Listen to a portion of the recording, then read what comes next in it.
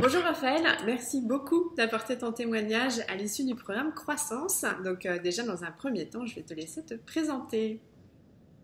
Bonjour Delphine. Donc je suis Raphaël, j'ai 49 ans, deux enfants, j'habite en Birmanie et ça fait à peu près 8 ans que je suis en expatriation, même plus, 10 ans, que dis-je.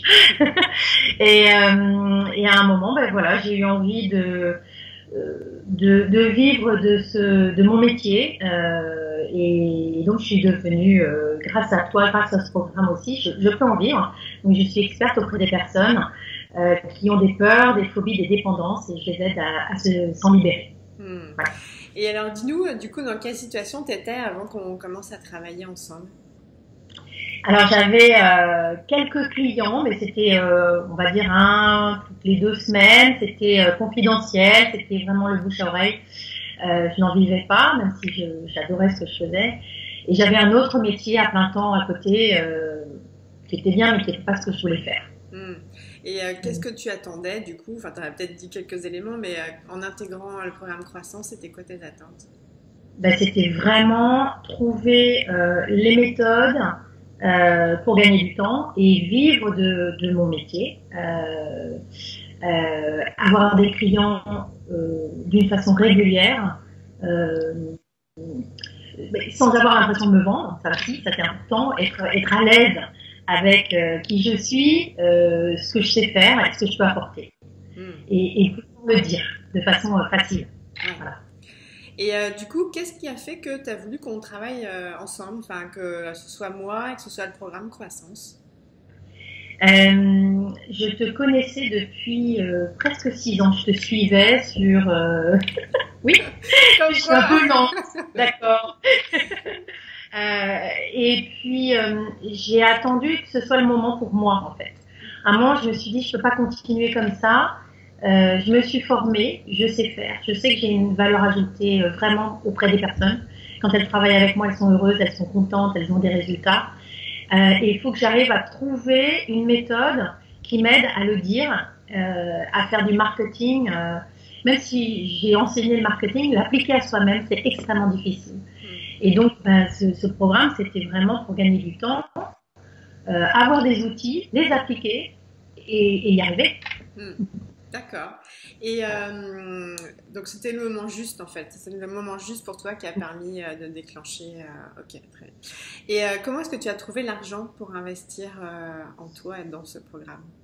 En fait, quand j'avais quitté mon emploi au moment de partir en expatriation, j'avais eu un chèque de mon employeur un an après et je l'avais mis de côté, ne sachant pas ce que je voulais en faire. Et voilà.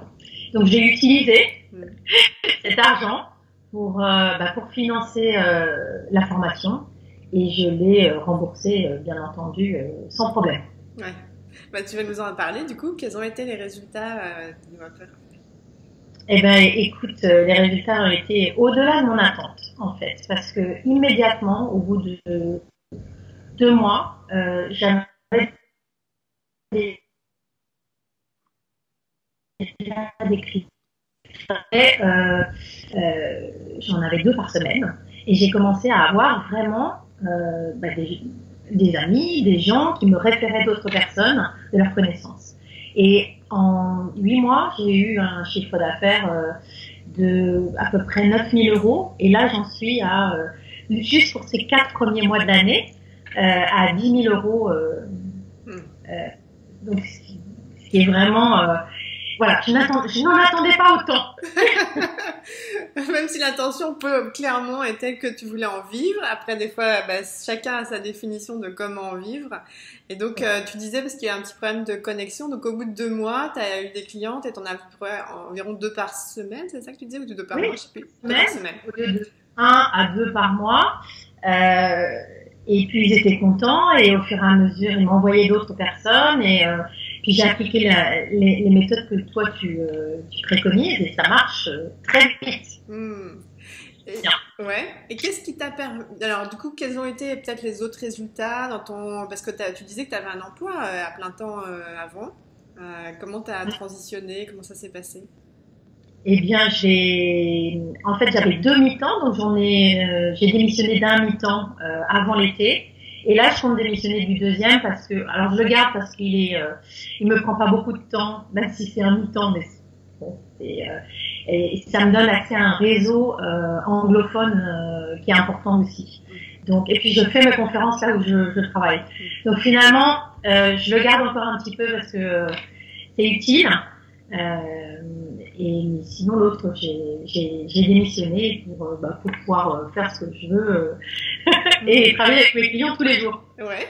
Et donc du coup, sur la dimension de ton organisation du temps, enfin ta gestion du temps, est-ce que tu veux dire quelque chose par rapport à comment ça a évolué pour toi? Quelles ont été les prises de conscience?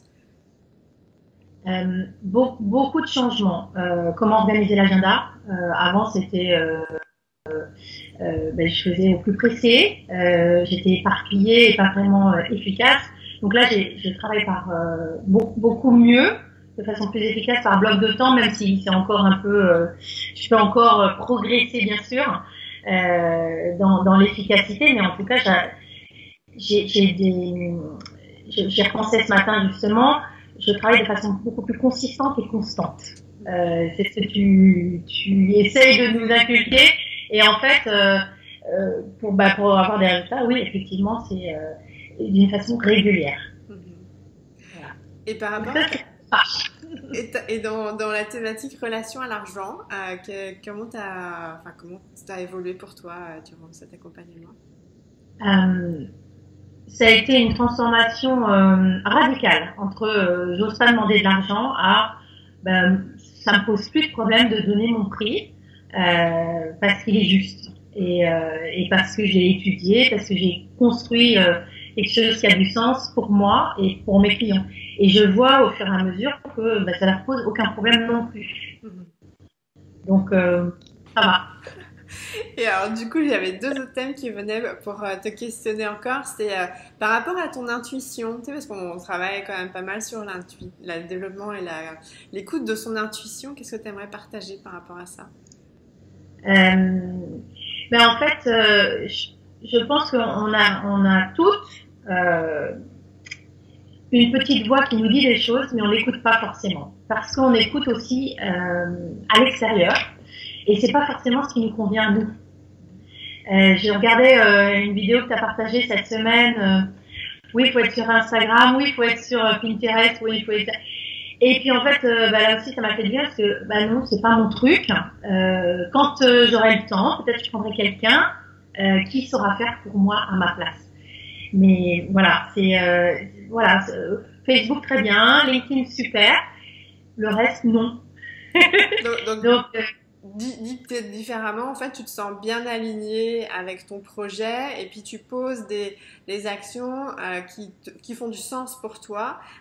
Et je trouve que c'est intéressant ce que tu amènes parce que moi, avec les années, c'est vraiment aussi comme ça que j'accompagne. Chacune y va avec intuitivement aussi des évolutions et donc en termes de visibilité, en termes de développement de business. Et donc, c'est un peu ce que tu es en train de nous partager en fait. C'est ça? C'est ça. Alors, il y a des choses, il faut effectivement se pousser un petit peu pour les faire, parce qu'elles sont importantes et nécessaires. Et il y en a d'autres, c'est peut-être pas si nécessaire que ça, et il y a peut-être quelqu'un qui saura mieux le faire que nous. Et nous, on peut mettre sur autre chose qui est plus précieux, qui va avoir plus de sens, effectivement, qui sera plus aligné, parce que c'est plus authentique, on va dire. Ouais. Et dernière question, du coup, j'aimerais que tu partages par rapport à ton mari. Et tes enfants, comment ça s'est passé en fait cette transition? Alors ça c'est intéressant parce qu'au début j'avais même pas dit à mon mari que j'avais fait cet accompagnement et j'avais très très peur qu'il me dise mais tu vas encore dépenser de l'argent et puis ça va rien donner. Bon et donc j'ai mis un peu de temps pour me sentir à l'aise et en fait je me suis aperçue qu'il fallait que j'y croie moi-même d'abord pour que lui puisse y croire. Donc c'était pas à l'envers, c'était pas, j'avais pas besoin qu'il y croie pour que j'y croie. Non, c'était moi d'abord, que je sois persuadée et sûre de mon choix, et pour lui montrer que ça marchait. Voilà. Et alors là ils sont, il est venu à ma conférence. Il m'a gentiment dit, tu devrais donner plus d'exemples parce que tu as quand même beaucoup plus de clients que ça qui sont contents. Donc vas-y, n'hésite pas à le dire. Et quand il entend que quelqu'un a un problème et que je suis susceptible de l'aider, ben, il dit mais pourquoi tu contactes pas ma femme? Voilà. Donc maintenant, il est beaucoup plus investi. Enfin, il y croit maintenant. Enfin, il a les preuves qui lui vont bien. Exactement. Et quand je lui dis ah bah tiens j'ai encore eu 3 clients, il me dit oh, c'est génial, ça marche, bravo. Donc, et tes enfants, est-ce qu'ils ont aussi eu un avis ou un rôle aussi qui a évolué?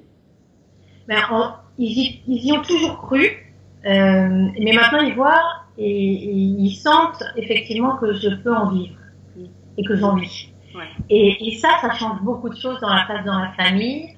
C'est pas juste la femme qui a suivi son mari, hein, attention. Ça aussi, c'est, je travaille, j'ai un travail à plein temps et j'assume une partie des charges de la famille et ça c'est bien. Ouais. Comment toi tu le vis, ça, du coup? Moi, je le vis très bien parce qu'avant de partir, j'avais aussi mon boulot et ça allait très très bien. Et il faut se réinventer. Donc, c'est pas toujours facile. Et ben là, je vis d'autant mieux que maintenant, ben, il y a des rentrées d'argent régulières. Ouais. Ça a repris, tout le monde a repris sa place. C'est ça. Ah, merci Raphaël. Alors, du coup, quel a été pour toi ce que tu dirais qui a été le plus grand changement durant cette année? Ben, le plus grand changement, c'est dans mon organisation. De savoir m'organiser beaucoup mieux que ce que je faisais avant, de faire de lancer ma newsletter, d'avoir un site web, d'avoir des actions, des gros blocs en fait, qui fait que maintenant j'ai une visibilité. Et j'ai eu une cliente, je lui ai envoyé, même si elle est plutôt anglophone, elle a quand même regardé mon site qui n'est qu'en français pour l'instant. Et je lui ai dit, vous avez vu mes forfaits? Elle m'a dit oui. Et alors, bah oui, très bien, parfait. Voilà. Donc, c'était encore plus facile. Maintenant que j'ai des outils, c'est encore plus facile. Et ça change beaucoup de choses. Et qu'est-ce que tu aimerais, du coup, Raphaël, dire à des femmes qui aujourd'hui hésitent à investir, à passer à l'action en intégrant un des programmes? Qu'est-ce que tu aimerais leur dire? J'aimerais leur dire que, il faut que ce soit le bon moment pour elles, bien sûr. Mais j'aimerais leur dire de ne pas hésiter à investir pour elles et pour leur avenir, parce que c'est un retour sur investissement, je vais le dire très clairement, qui est beaucoup plus que ce qu'on peut en attendre dans les chiffres. C'est dans sa façon de penser, sa façon de s'organiser, la façon de travailler. C'est sur tellement de plans différents qu'on n'est plus la même. Oui, parce que financièrement, en fait, tu t'es auto-financé finalement, parce que tu t'es remboursé assez rapidement le programme. Et donc ça, c'est effectivement financièrement important, mais comme tu dis, il y a bien d'autres choses dans ce que la richesse finalement.